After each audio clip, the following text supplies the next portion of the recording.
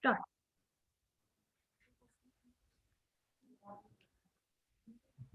Hi, Sandeep.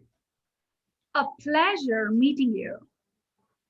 Something that makes this meeting personally very interesting to me is my meeting with a financial advisor, an area that I was naive for more than a decade. Apparently, a phobia to numbers, an average academic student, I often perceived that I would never be able to comprehend this area of financial abundance, financial freedom, or financial planning. And now, today, I am with an eminent financial advisor, Sandeep Shetty, the writer of a book, Build Your 21st Century Financial Plan. And the best part about Sandeep is his burning desire to manufacture economic independence for 10,000 ambitious entrepreneurs and creating a lasting legacy for 150 successful business owners. I hope I'm one among them. Yes, you Welcome, are. Sandeep. Thank you. So, Sandeep, could you help us understand in a small nutshell about what you do or what you have been doing? I'm a financial advisor, specialized in life insurance product designing, estate planning, as well as certain part of the family offices. I work only with business owners. I help them to achieve economic independence, irrespective of their current income level or current financial situation. And also, I'll create a lasting legacy for 150 successful business owners. This is my burning desire. And That's am I one. expert in optimizing the cash flow at business or personal finances? Well, that's amazing. Now, with our upcoming event on July 15th, I decided you could share certain opinions about a few questions. Well, to begin with, what is money mindset? According to me, I believe the fact that rupee or money follows the value. If you want economic independence, it requires that you convert your net worth into cash flow. Stop taking unnecessary risk by allocating your funds into vehicles that don't produce cash flow or for decades. And instead focus your efforts on assets that can produce cash flow. One of the best ways to protect your net worth is to create a plenty of cash flow so you won't have to liquidate any of your assets to pay the bills in economic downturn or turmoil. Accumulation theory serves financial industry, not you. Again, I'll repeat, accumulation theory serves the financial industry, not you. It's very difficult to correct accumulation theory mindset once we age. Accumulation is the key to keeping people in a budgetary mindset and is not the best way to grow wealth. Think about it. I stand for cash flow and economic independence by creating a value to the marketplace. I stand against any retirement plan or financial plan built on accumulation theory. Over to you, Roshni. Thank you, Sandeep. That is my second reason, which I forgot to mention, my meeting with you. Uh, Intriguingly, you are against the theory of accumulation of wealth, which you just described, and that's amazing. Now, secondly, what were you taught about money while growing up? I born and brought up in a business community family. When I started my business, I asked my father to give one best advice, only one, not two, from his 35 years of business experiences. Father asked me, Sandeep, do you think if you pay same salary, say about 50,000 per month to your employee for 10 years, whether that person stick with you? Or whether landlord allows you to keep the same rent for 10 years? I told my father, no, that's not possible. I can retain top employees or best real estate property by paying more every year. My father told me, Sandeep, the same way business is not meant for the same level profits. The business is meant to increase in profit every year, year on year. Focus on the bottom line and teach this to your children in the future. Help me to pass this legacy to the next few generations. This is what I'm doing now, Roshni. Well, I hope my landlord does not hear you.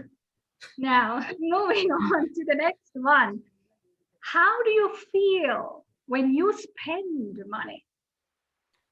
I feel very happy on the four case scenarios. The first one, when I increase spending money on production and sales, which brings more money than what I spent.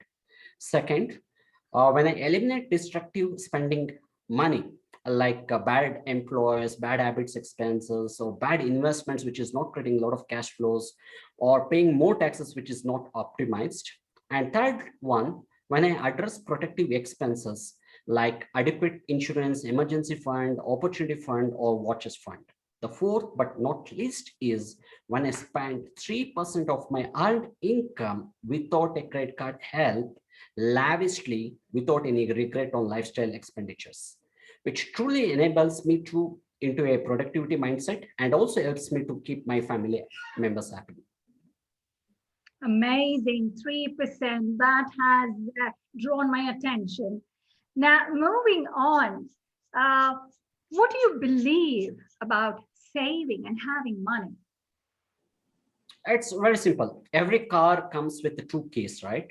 What is the purpose of second key when you buy a car, Roshni? Well, for me, it's backup. Yes, you're absolutely correct. The same way, saving comes in handy when your plan A fails, that is your investments or your business, by ensuring money flows in family, irrespective of what happens in the market or in your business. Over to you. Well, I think the pandemic has been the best case study for all budding entrepreneurs and experienced entrepreneurs. Yes, the Well, pandemic taught us a lesson. I have more than 500 clients. I met close to 200 to 250 around numbers business owners during this pandemic last 1.5 years. I spoke to them. What's your net worth? They said, say, example, 10 CR. Okay, that is your business net worth. But what is your personal net worth? They say, all my personal net worth is business net worth.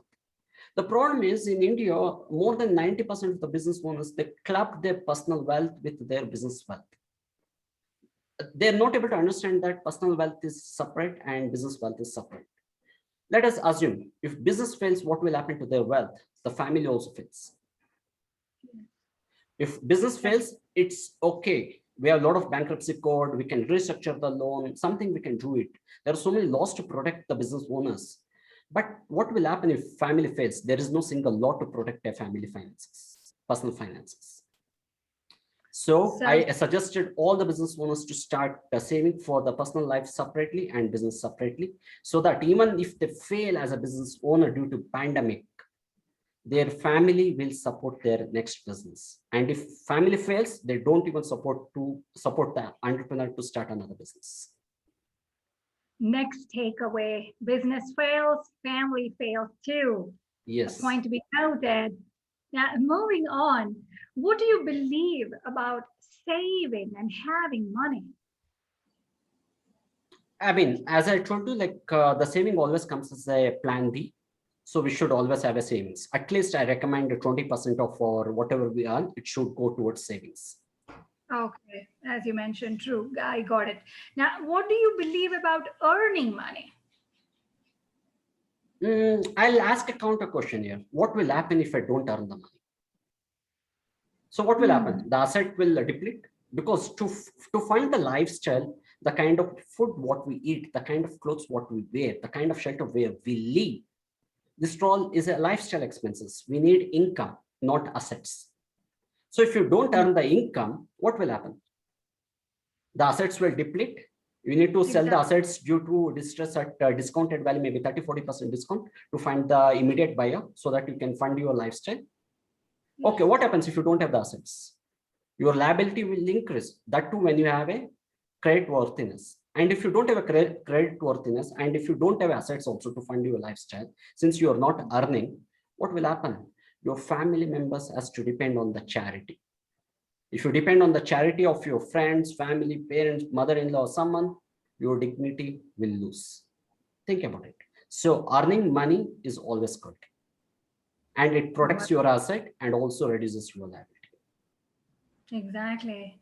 And Sandeep, what is your money philosophy?